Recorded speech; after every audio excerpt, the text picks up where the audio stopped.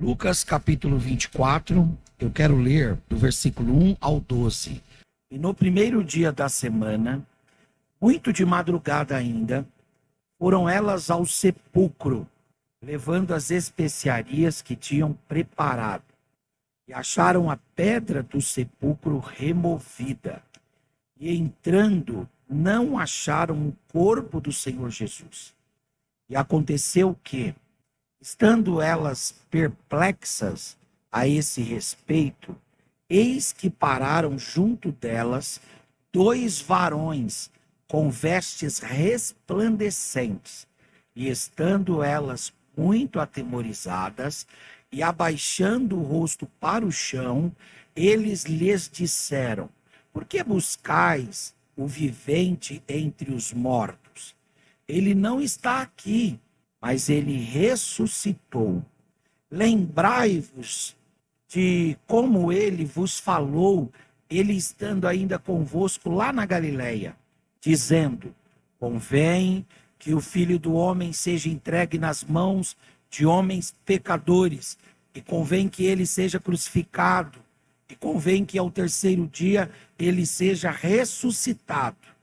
Lembrando-se das suas palavras, e voltando do sepulcro, elas anunciaram estas coisas aos 11 e todos os demais. E eram as mulheres Maria Madalena, Joana, que é a Maria também, mãe de Tiago, e outras que com elas estavam, as quais diziam estas coisas aos apóstolos. E as suas palavras lhes pareciam como desvario, e não as creram. Pedro, porém, levantando-se, correu ao sepulcro, e abaixando-se, viu só os lençóis ali postos, e retirou-se, e admirando consigo aquele caso, voltou para casa. Amém e amém. Queridos irmãos, nós, quando estamos na ceia do Senhor, nós pensamos na morte de Jesus e nas características desta morte. E quando nós pensamos na morte de Jesus, nós temos que lembrar que a morte de Jesus, ela tem alguns elementos em sua natureza. O primeiro elemento muito importante na morte de Jesus é que a morte de Jesus, ela é vicária. O que quer dizer essa vicariedade da morte de Jesus? Quer dizer que a morte de Jesus, ela é uma morte substitutiva, ou seja, quem deveria morrer foi substituído por outra pessoa. O salário do pecado é a morte. Quem pecou fomos nós. Então nós deveríamos morrer. Mas Jesus, por ter um grande amor por todos nós, morreu em nosso lugar. Porque a morte de Jesus, ela é uma morte vicária.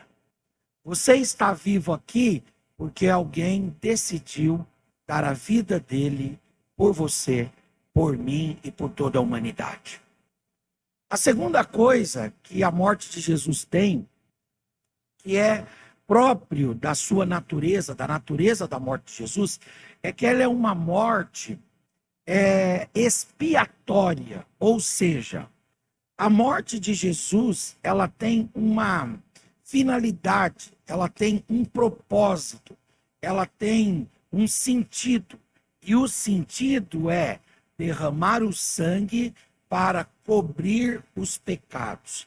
A palavra expiar quer dizer cobrir.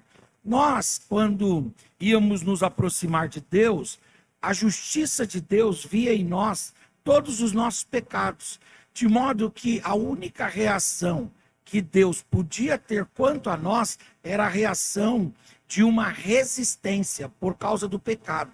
uma vez que a santidade de Deus, uma vez que a justiça de Deus, uma vez que a integridade de Deus não comunga com o pecado. Deus não pode se contaminar com o pecado. Então, quando Deus olha para nós antes da morte de Cristo, ele nos vê em pecado. E a presença do pecado em nós cria uma barreira para com Deus. Deus não se aproxima. A medida que se impõe no coração e na mente de Deus é o afastamento, é o distanciamento. Mas aí Jesus vem, morre na cruz do Calvário e a sua morte gera o sangue expiatório. E esse sangue é derramado sobre nós. De modo que agora, depois da morte de Cristo, quando Deus nos vê, ele não nos vê em nossa natureza pura, caída, desconstituída da glória de Deus e da graça de Deus. Mas Deus nos vê cobertos com o sangue de Jesus, perdoados e reconciliados para a glória do Senhor. Agora, a morte de Jesus, ela não é a palavra final da ceia. A ceia também, ela traz um olhar para o pós-morte de Jesus. E quando a gente pensa no pós-morte de Jesus, nós nos lembramos da ressurreição. E a ressurreição, ela é tratada na ceia. A ressurreição, ela é falada na ceia. E nós devemos cultivar essa mensagem da ressurreição também. Eu queria falar aqui com os irmãos hoje um pouco sobre a ressurreição de Jesus. E eu queria começar dizendo que nós não somos evidencialistas. O que quer dizer isso? Nós não cremos nem na morte e nem na ressurreição de Jesus por causa das evidências disso. Ou seja, nós que estamos aqui, você que está me ouvindo aqui, você não acredita em Jesus, você não acredita na morte, na ressurreição, em todo o simbolismo que há em torno da ceia, porque você é convencido disso com provas irrefutáveis. Não é por isso que você acredita. Você acredita, eu acredito, os pastores aqui acreditam, Nazareno no Brasil e no mundo inteiro acredita. Por quê? Porque nós fomos convencidos pelo Espírito Santo de Deus. O Espírito Santo de Deus é aquele que acaba com toda a nossa resistência, destrói toda a nossa recalcitrância. O Espírito Santo de Deus tira e emudece todos os nossos argumentos, nos persuade, nos convence daquilo que precisamos ser convencidos, de modo que nós não somos convencidos a partir das provas que nós temos, mas sim a partir da experiência que o Espírito Santo de Deus realizou em nós, nos tirando de todo tipo de ceticismo, de todo tipo de incredulidade, de todo tipo de dúvida e nos trazendo para a fé. Nós cremos porque fomos convencidos a isso. Há quem ache que se argumentar com a pessoa, ela passará a crer.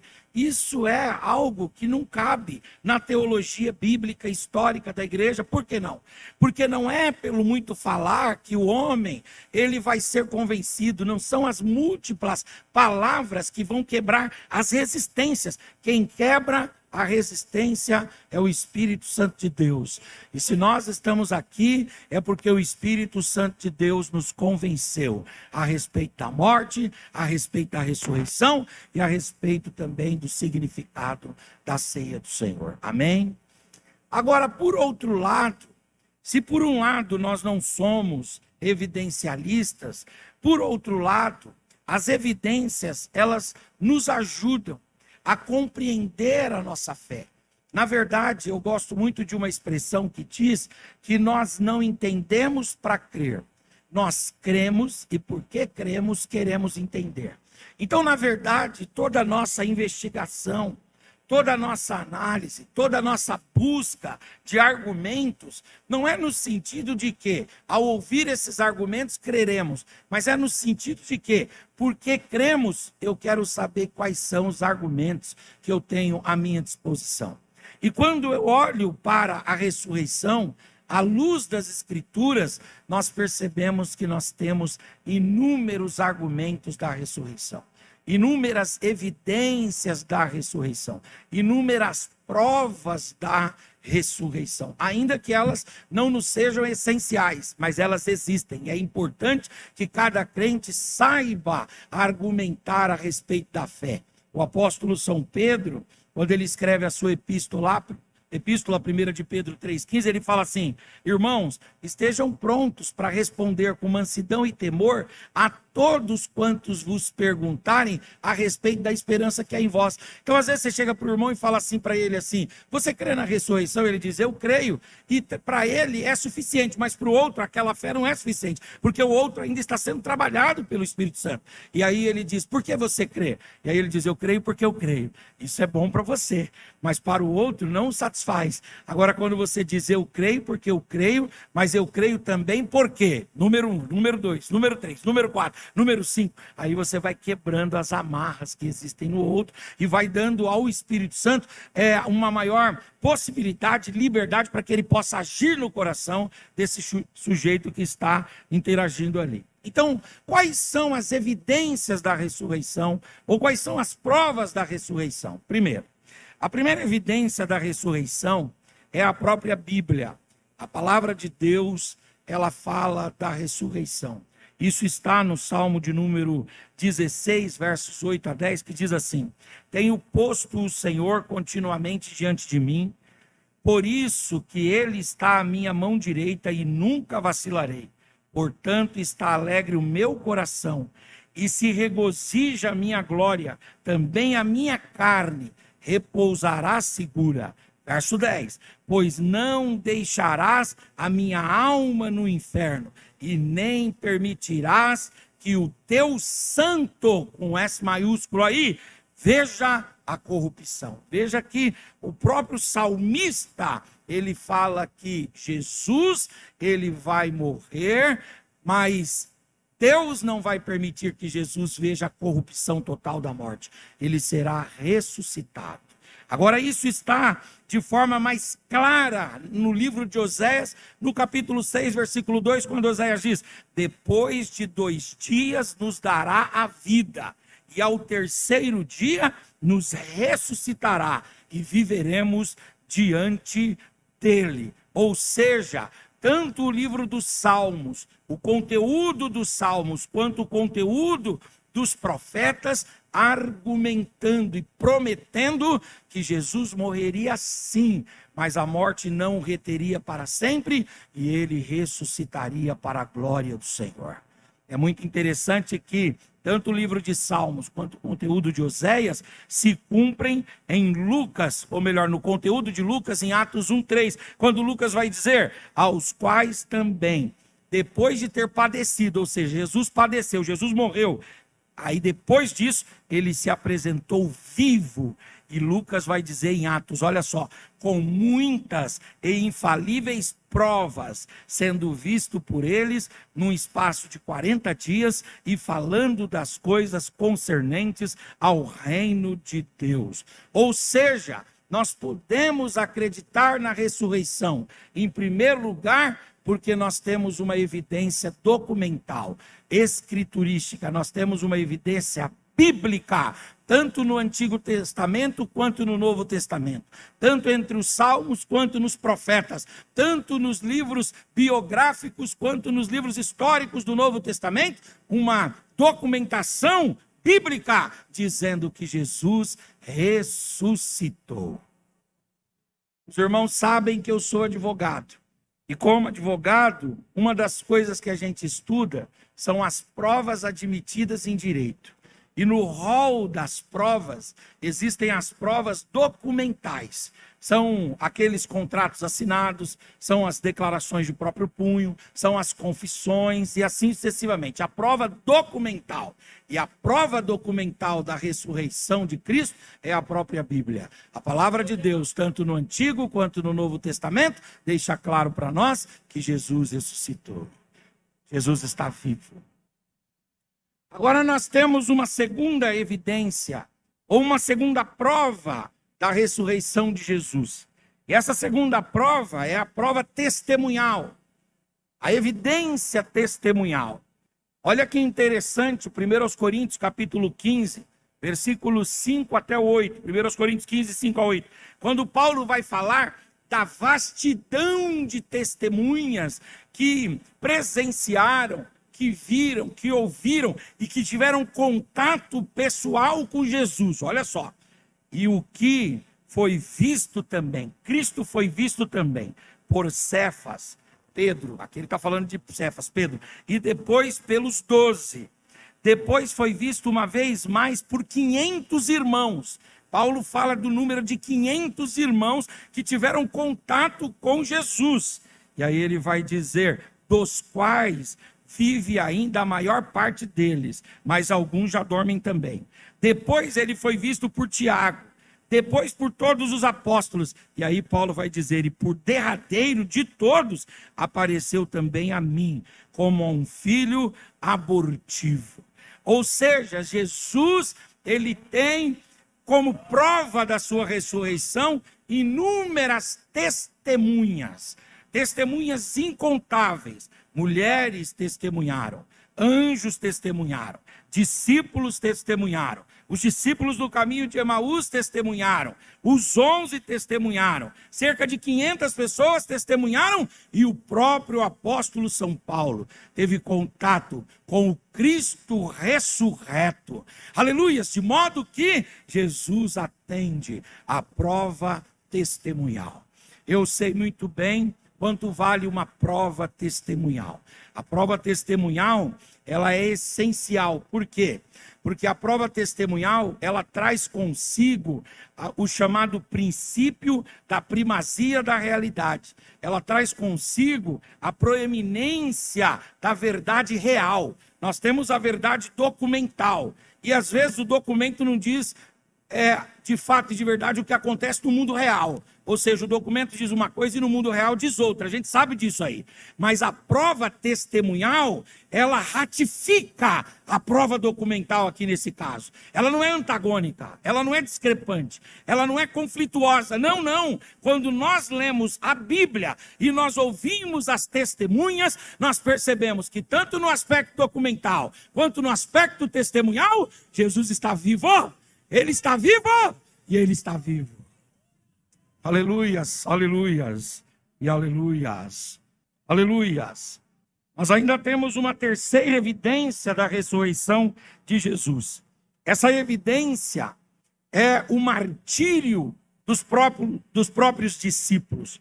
Os irmãos sabem muito bem que os discípulos de Jesus, quando eles eram confrontados pelo Império Romano, eles diziam para o Império Romano, nós não poderemos abandonar o Senhor. E não poderemos abandonar a mensagem de que Ele está vivo. E quando os discípulos diziam isso, eles eram julgados, condenados à revelia, eram disponibilizados para os carrascos e os algozes lhes tiravam a vida. Mas antes de tirar a vida, os discípulos eram convidados a se retratarem, porque o juízo de retratação deve ser oportunizado a todos. Isso é um princípio fundamental, né? Que é dado para todo ser humano. Antes de você acusar, antes de você trazer o rigor, você precisa dar a ele a oportunidade da retratação. Então era dado ali a oportunidade da retratação. Diz, olha, você pode se retratar. Você não quer abandonar Jesus e ficar com César? Abandonar essa história aí da morte, aleluia, e ficar com aquilo que é real, que você está vendo aqui? Aí os discípulos davam risada na cara dos seus algozes e diziam, como nós vamos abandonar essa verdade tão latente na nossa vida? Não! Coloca fogo na pira, desce a guilhotina, vem com a lâmina do machado. Por quê? Porque nós cremos que Jesus está vivo. Jesus está vivo e Jesus está vivo. O John Foxe, ele conta uma coisa que parece para nós aqui, no contexto de liberdade religiosa que vivemos, uma certa loucura. Ele conta que alguns cristãos, quando souberam que estavam tendo martírios na porta do Coliseu de Roma, porque os cristãos não negavam a Cristo e a sua ressurreição, aí alguns cristãos, o John Foxe conta que eles abandonavam seus afazeres, suas casas e iam para a fila do Coliseu de Roma. Roma sempre estava em busca daqueles que seriam vítimas dos gladiadores, dos leões, aqueles que serviriam ali para ser destruídos mesmo. Roma estava sempre em busca, pegava os prisioneiros que foram condenados à morte, porque Roma não podia pegar todo mundo para livrar e jogar na mão dos leões lá. Então Roma estava sempre à procura. Aí ela falou, bom, vamos pegar os cristãos, vamos caçar os cristãos. Mas os cristãos tinham tanta convicção a respeito da experiência que eles tiveram, e a respeito do Cristo ressurreto, que eles faziam fila e diziam, não vejo a hora de chegar a minha vez, para testemunhar também diante das feras ferozes, aleluias, dizer, eu creio na ressurreição, eu vi ressurreto, essas mãos tocaram, esses olhos viram, esses ouvidos ouviram, o meu Cristo vivo para sempre, aleluias. A ressurreição de Jesus também, em quarto lugar, ela é evidenciada pela pedra removida no sepulcro. É muito interessante que, quando nós vamos ler qualquer tipo de conteúdo que fala da cultura, que fala do aspecto e do contexto que aquele evento aconteceu, nós percebemos que a pedra era uma pedra muito pesada. O sepulcro, ele foi fechado com uma pedra que pesava 2 toneladas ou mais. Então havia uma... Como é que movia isso, pastor? Havia uma canaleta e arrastavam aquela pedra para um lado e para o outro, naquela canaleta. Só que era algo difícil de fazer. Outra coisa, um sepulcro desse era um sepulcro de gente rica. Porque o pobre, desde aquela época, foi sepultado em qualquer lugar. Esses dias teve uma cena bizarra numa das cidades aí, que o cemitério era assim, ó, num declive, e deu uma enxurrada, e aí aqueles sepulcros foram abertos e os corpos foram jogados nas ruas. E eu estava comentando isso com meu irmão pastor Elias França, e ele disse que lá em Jandira, durante muitos anos, aquele cemitério dali, como tinha aquela descidona, abria quando vinha uma chuva lá, levava aqueles corpos, né? O pobre, ele é entregue a todo tipo de vitupério e de vilipêndio, mesmo na sua morte. Mas o rico não. O rico, ele é sepultado na pedra. O rico, ele tem uma tampa na sua sepultura que pesa 2 toneladas. Outra coisa, no meio dos egípcios havia uma crença de que as pessoas, quando elas morriam, elas deviam levar consigo alguns dos seus pertences. Então colocavam lá ouro, prata, bronze no sepulcro. E como é que fazia para aquele sepulcro não ser violado e o cadáver não ser vilipendiado e os bens ser tirados dali? Como é que faziam? Colocavam aquilo com grandes pedras. Inclusive que as pirâmides, ela é o quê? Ou o que são as pirâmides? Elas são um amontoado de pedra, onde você tem lá uma oquidão e você coloca um corpo lá e fecha aquilo com pedra, travada. Dava trabalho para abrir uma sepultura, não era fácil. José de Arimateia era muito rico, mandou cavar na rocha uma sepultura, mandou colocar uma pedra de 2 toneladas na porta, porque se viesse a guardar alguma coisa ali, com algum dos mortos da sua família, da sua parentela, como aquilo ali era um jazigo familiar, então alguém pudesse guardar alguma coisa ali, não seria facilmente roubado. Mas então, quando colocaram Jesus, fecharam a pedra, lacraram, e disseram aqui, bom, aqui ninguém pode roubar, ninguém pode guardar, ninguém pode entrar aí, melhor dizendo. Colocaram lá também um guarda na porta, dizendo, olha, para que não aconteça de vindo alguém roubar o corpo dele e disserem alguma coisa. E aí colocaram lá uma guarda. Mas as mulheres foram no domingo pela manhã, de madrugadinha. E quando elas chegaram ali, não tinha guarda, aleluias. Não tinham soldados, não tinham homens, era de madrugada, no começo da alvorada, no começo da manhã, bem cedinho. E aí o texto diz, e a pedra de 2 toneladas, ela rolou, a pedra se moveu, a pedra saiu do lugar, aleluia, e ele estava vivo, e vivo para a glória do Senhor. O seu Cristo está vivo. Levante a sua mão, levante a sua face, levante a sua voz, abra a sua boca, aleluia, se dê uma palavra de adoração ao Senhor, quando Ele quer. As pedras que bloqueiam, as pedras que impedem, as pedras que colocam em nossos caminhos, também são removidas. Quando Ele quer, as pedras rolam, o sepulcro se abre e a vitória vem para a glória do Senhor. Oracandaramahai, Bramacandaramahai. Fala para o seu irmão aí, diga para ele, a pedra rolou, diga, a pedra rolou. Diga, a pedra já rolou uma vez. Diga, não importa, diga, não importa quanto empecilho há no seu caminho. Diga, quanta tranqueira há no seu percurso. Essa tranqueira vai sair, esse empecilho vai sair, essa pedra vai rolar de novo. Aleluia, e haverá bênção, haverá vitória, haverá vida, haverá cumprimento de promessas. Manacandaramahai, aleluias. A ressurreição de Jesus ainda é evidenciada, em quinto lugar, pela própria palavra de Jesus. A própria palavra de Jesus, ela cumpre, ela argumenta em favor da ressurreição. Olha o que diz João, capítulo 2, versículos 19 a 22. Jesus respondendo, disse-lhes: derribai esse templo, e em 3 dias eu o levantarei. Disseram, pois, os judeus que estavam ali lhe ouvindo: peraí, o senhor deve estar meio maluco. Por quê? Em 46 anos, Herodes edificou esse templo. E tu levantarás esse templo em 3 dias? Que engenheiro que é o senhor? Que construtora que o senhor trabalha? Que tipo de engenharia de outro mundo alienígena o senhor vai usar? Porque esse templo aqui foi construído em 46 anos. E o senhor está dizendo, derruba o templo que eu construo em 3 dias. Aí João fala, mas ele não falava do templo de Herodes, o versículo 21. Ele falava do templo que era o seu próprio corpo. E aí vem o versículo 22. Quando, pois, Jesus ressuscitou dentre os mortos, os seus discípulos lembraram-se daquilo que lhes dissera, e então creram na Escritura e creram também na palavra que Jesus havia dito. Amém. Ele diz, olha, vocês podem derrubar o templo e eu edifico em 3 dias. Aí alguém diz, mas Herodes demorou 46 anos para construir isso aqui. Aí ele diz, verdade, mas eu não estou falando desse templo aí. Estou falando desse templo aqui.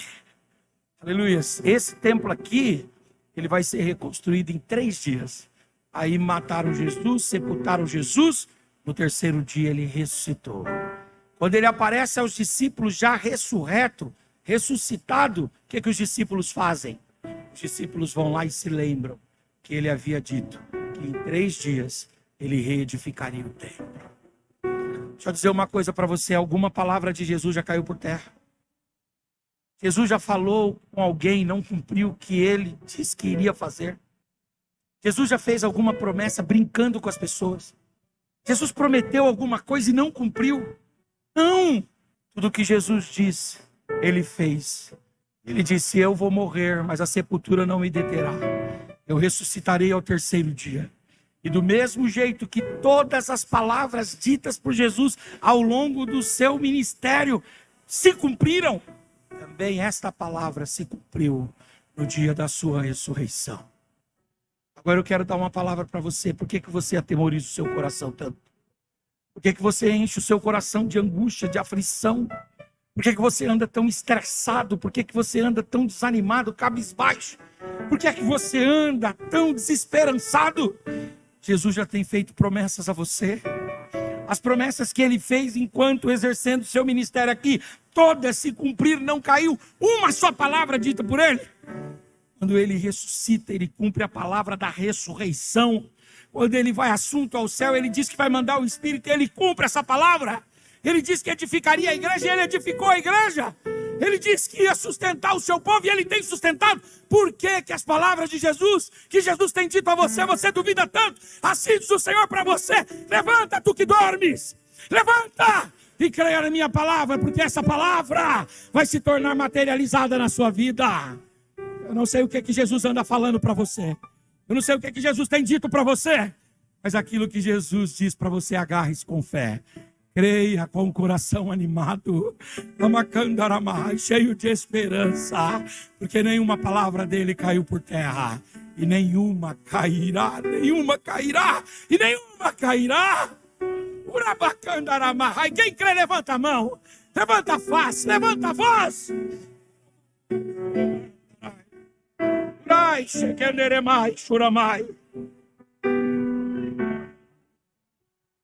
A gente acredita no prefeito, acredita no vereador, acredita no deputado estadual, federal, no senador, no presidente, acredita no pastor, acredita no patrão, mas não acredita em Jesus. Jesus está dizendo: para de ouvir as outras vozes e ouça a minha palavra. Tudo que eu tenho falado a você eu vou cumprir. Tudo que eu tenho falado a você eu vou cumprir. Seja de um jeito ou seja do outro, mas eu vou cumprir para a glória do meu nome. Acho que eu contei para vocês, eu ouvi um testemunho esses dias. Deus falou para o irmão assim: eu vou te abençoar muito. Eu vou te abençoar a partir de um milagre. Aí o irmão foi e falou assim: Jesus fala isso para todo mundo. Jesus, ele sai andando pela rua jogando bênção, sabe? Ó, carro para você, uma casa para você, hein, ó. Vem aqui semana que vem que vai ter uma coisa boa para você. Ele comparou Jesus com esses homens que falam, mas não garante sentado que falar em pé. Aí ele disse: aí de repente, rapaz, olha só, que interessante. O vizinho dele lá tinha uma vaca, e a vaca, ele estava sem dinheiro, e a vaca estava prenha. Aí ele chegou pro irmão dele, de sangue, e falou: fulano de tal tá vendendo a vaca, tem como a gente comprar? Aí o irmão dele falou: vou fazer uns serviços aí, você também faz, a gente vai levantar um dinheiro, a gente compra a vaca em sociedade. Aí falou: beleza. Aí foram lá, trabalharam, pegaram o dinheiro e compraram a vaca em sociedade, a vaca estava prenha. Aí falou: quando nasceu o garrotinho, a gente fica aí dividindo, né? Eu fico com a vaca, você fica com o garrote, ou vice-versa. A gente faz um bem bolado aí. Aí disse: tá bom, que a vaquinha prenha. Aí daqui a pouco o que aconteceu? Deu o período, a vaquinha não gerou filhotinho. Passaram ali 2, 3 meses, a vaquinha não gerou filhotinho. E chamaram lá um veterinário prático, não um veterinário formado, um veterinário prático de fazenda, experiente. Chegou e falou: ih, rapaz, vocês compraram gato por lebre. Na verdade, isso aqui não é prenha não, pô. Mas tá com toda a estrutura de prenha. Não, mas não é não. Isso aí é o seguinte, essa vaquinha aí, ela tá com um negócio chamado barriga d'água. E é como se fosse um mioma que surge aí, e a gente tem que dar remédio para ela para ver se dilui, senão ela vai esperar e ela vai morrer. Aí disse que o irmão dele olhou e falou: meu, você me colocou numa furada, meu. Faz o seguinte, dá o que eu paguei aí, vai. Aí ele falou: parcelado, devolveu pro irmão. Ficou com a vaquinha. Aí passou ali uns tempos ali, não foram meses, muitos meses, mas uns dias. Daqui uns dias ele foi lá e falou: rapaz, vou deixar essa vaquinha sofrendo aí, deve estar sofrendo de dor, né? Vou ver com o machante lá para ver se a gente mata essa vaquinha aí. Aí foi, conversou com o machante. Quando eles chegaram lá, a vaquinha estava murchinha. Eles procuraram no meio do mato, tinha um bezerrinho caído lá. Aproximaram a vaquinha do bezerrinho, o bezerrinho nasceu bem fraco e tal, e foi fortalecendo. Aquele bezerrinho era um touro.